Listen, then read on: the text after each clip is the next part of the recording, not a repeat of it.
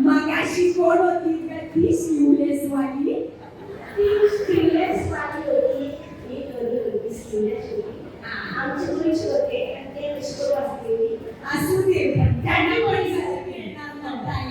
नटून अगं पोरी ही पण तर आली आहे नटून बाई तो केवढा पिसारा डोक्यावर तिच्या एवढी आली तेव्हानी एवढी उंची त्याच्या केवढा पिसारा लावून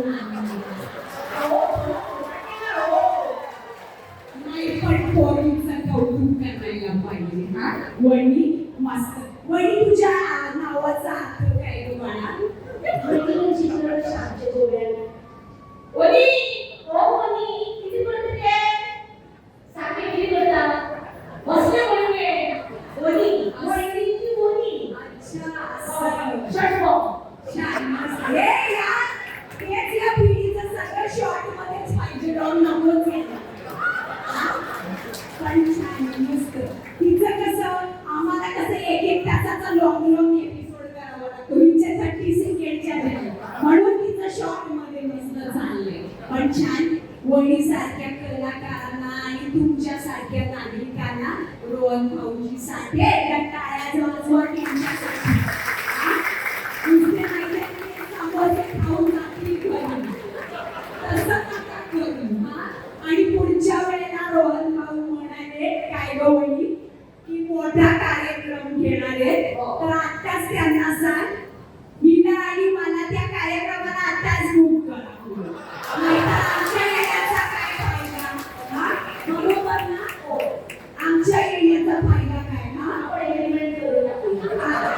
नको राजकारण्यांबरोबर कागदोपत्री व्यवहारात मी आम्हाला शब्द दिला तरी चालतो काही नाही गोव्यात आले फक्त तेवढं कालवडवरती मी जाते चालेल ना पुढच्या वेळेला तुमच्याकडे कालवड भात खायला येईल आणि वडीवरती आशीर्वाद ठेवा खरं तर पोळीवरती गरम बोलण्याची आम्हाला सवय नाहीये त्याच्यामुळे रोहन बाबी जसं एकदम खणखणीत भाषण केलं तसं मला काही करता येणार नाही पण मला वाटतं की जो नेता जो कार्यकर्ता काम करतो त्याच्याकडे बोलण्यासाठी खूप असतं आणि म्हणून जेव्हा रोहन भाऊ बोलत होते तेव्हा मी प्रत्येकीच्या डोळ्यात आणि प्रत्येकीच्या चेहऱ्याकडे इथे बघून बसत होते तुम्ही सगळ्याजणी कानात ते टाकून त्यांचं बोलणं ऐकत होतं कारण का तुम्हाला माहिती आहे की त्यांनी जे जे ते इथे बोललेले आहेत ते ते त्यांनी केलेलं आहे आणि इथे पुढेही करणार आहे त्याच्यामुळे मला खरं तर त्यांचं खूप कौतुक करायचं आहे असे अनेक कार्यक्रम अटेंड करण्याची संधी मला मिळते पण इथे जेव्हा मगाशी होम मिनिस्टरचा खेळ चालू होता मला असं वाटतं की जितका आनंद तुम्हा सगळ्या माझ्या महिला मैत्रिणींना होत नव्हता तेवढा जास्त आनंद रोहन भाऊच्या चेहऱ्यावर झाला तुम्ही सगळ्याजणी एकत्र येऊन इथे आजचा दिवस साजरा करताय तुम्हाला स्वतःला साजरा करताय आनंद साजरा करताय ह्या गोष्टीचा आनंद आपल्या नेत्याला आपल्या कार्यकर्त्याला आणि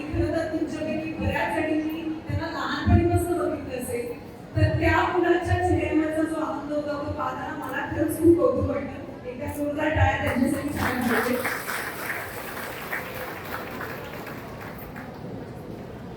जागतिक महिला दिनाच्या निमित्ताने मला बोलवलं आहे. तर अशी अपेक्षा असेल की मी महिलांविषयी, महिला सशक्तीकरण, सबलीकरण याविषयी बोलावं. पण मला असं वाटतं की it is time that it stop talking about it now. It is time की म्हणजे खरं तर आज इकडे आल्यानंतर तुमची एनर्जी मला फील झाली. मला नाही वाटत की मी तुम्हाला इकडे वेगळ्या काही सल्ला द्यावा किंवा काही करायला सांगावं. जी बाई अख्ख्या सृष्टीला जन्म देते तिला कोण येऊन काय सल्ला देणार काही करण्यासाठी. मला असं वाटतं की मी इथे आले तेव्हा जे सगळे खूप प्रकारचे नृत्य चालू होते कॉम्पिटिशन तिथे तर म्हणजे 18 वर्षांपासून ते 75 वर्षापर्यंतच्या बायका मला नऊवारी नेसून इथे नाच करताना दिसत होते. ही जिद्द, ही एनर्जी, हे पॅशन ह्या वयामध्ये घर, संसार, मुलं, बाळ, जावई, सुना, नातवंड सगळं सांभाळून करणं तुम्हाला सगळ्यांना हॅट्स ऑफ. म्हणजे 3-4 दिवस सलग शूटिंग झालं तर आम्हाला जीव नको होतो. पण तुम्ही सगळ्याजणी स्वयंपाक, मुलांचा अभ्यास, नवऱ्याचा अजून काही डोक्याला ताप, अशा 100 गोष्टी स्वतःवरती घेऊन आज इथे सगळ्याजणी येऊन नटून थटून छान हा दिवस साजरा करताय. मला तुम्हाला सगळ्यांना फक्त एकच गोष्ट सांगायची आहे जी माझी आई मला नेहमी सांगते. जागतिक महिला दिन आहे, उत्तम गोष्ट आहे. दरवर्षी हा 8वा दिवस येतो त्यामुळे उत्तम गोष्ट आहे. पण मला असं वाटतं की मी माझ्या खऱ्या आयुष्यामध्ये रोज जागतिक महिला दिन अशीच वागते.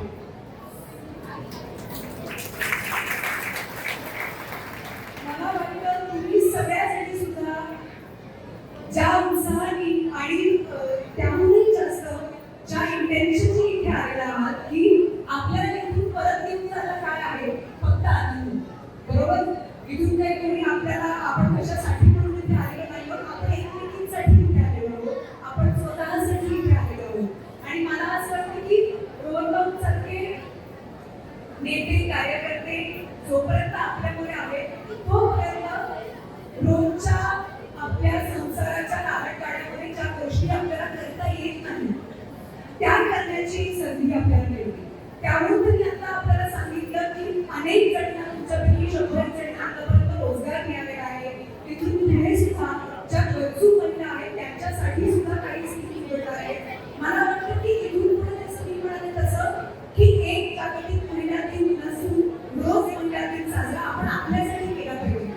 नवरे, मुलगा, सासरे कोणी करतंय नाही करतंय याची वाट न बघता आपण स्वतःला रोज सेलिब्रेट केलं पाहिजे असं मला वाटतं.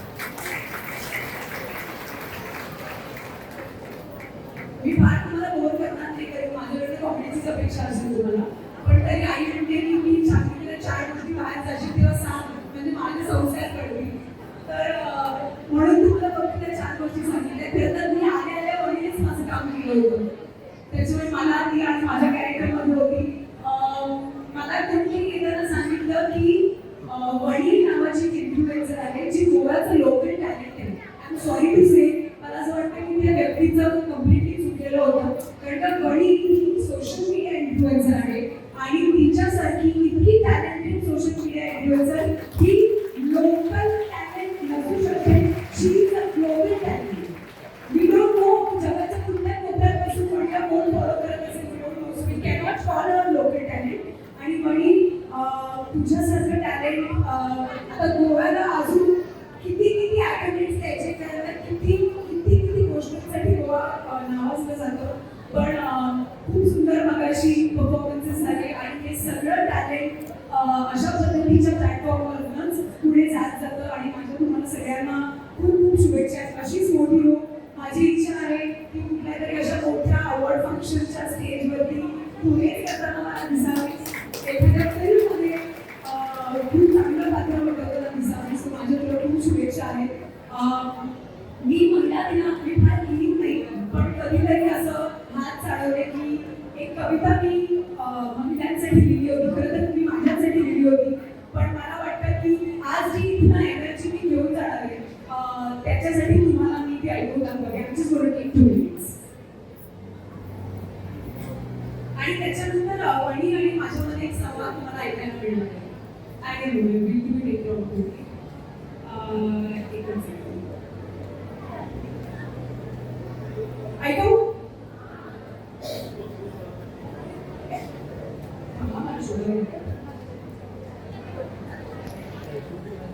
मी कोण आहे याचा शोध घ्यायचा मी केव्हाच सोडला. असं होतं ना बऱ्याचदा आपण एकटं असलो, कधी तुला शाळेत गेली असती, ऑफिसला गेलेला असणार, काय जॉबला गेलेली असती, की आपण हा विचार करतो किंवा ऑफिसमध्ये सून पण लॅपटॉपवरती बसून कधी कधी हा विचार करते की नेमकं आयुष्य काय करते. मला जे हवं होतं, मी जी स्वप्न पाहिली होती ती माझी पूर्ण झाली आहेत का, ती होणार आहेत का, तेवढा मला सपोर्ट आहे का, अशा अनेक प्रश्नांना आपण सामोरं जात असतो. आणि तेव्हा आपण असं विचारतो आपल्याला स्वतःला की खरोखर मी पात्र आहे का, मी योग्य आहे का, have I really done it all. पण मला असं वाटतं की हाय टाइम तो शोध घेण्यात आपण संपवलं पाहिजे. मी कोण आहे याचा शोध घ्यायचा मी केव्हाच थांबवले, कारण माझ्या लक्षात आलंय की मी म्हणजे सृष्टीने निर्माण केलेलं एखादं सुंदर फूल. कारण मी म्हणजे सृष्टीने निर्माण केलेलं एखादं सुंदर फूल नाही, तर मी आहे संपूर्ण सृष्टी. होय, मीच आहे संपूर्ण सृष्टी. मी आहे तर आभाळ आहे, मी आहे तर पदरात बाळ आहे. मी आहे तर आभाळ आहे, मी आहे तर पदरात बाळ आहे. मी आहे तर हृदयाला पान्हा आणि मी आहे तरच कृष्णकान्हा. मी आहे तरच हृदयाला पान्हा आणि मी आहे तरच कृष्णकान्हा. मी आहे तरच कविता कविता गाणी गझल. आय एम शुअर की तुमच्यापैकी बऱ्याच जणांना व्हॅलेंटाईन्स डेला, ॲनिव्हर्सरीला प्रपोज करताना तुमच्या नवऱ्याने ऑलरेडी तुमच्यावरती कविता केल्या असतील. मला माहित नाही आता जमाना आहे का कविता करण्याचा, आहे का? करतात का कविता? करतात. काकू म्हणाले काकांना भेटलं पाहिजे. मी आहे तरच कविता कविता आणि गाणी गझल. मी आहे देवालाही सोडवता न आलेलं पझल. आणि मला खरंच येतो आणि मला खरंच येते या पुरुष प्रधान संस्कृतीची कीम. कारण मी आहे तरच सत्यवाना लाभची. मी आहे अस्सल पावन्न कशी सुवर्ण. मी आहे अस्सल पावन्न कशी सुवर्ण आणि मी आहे तरच तू सुफल सौंदर्य.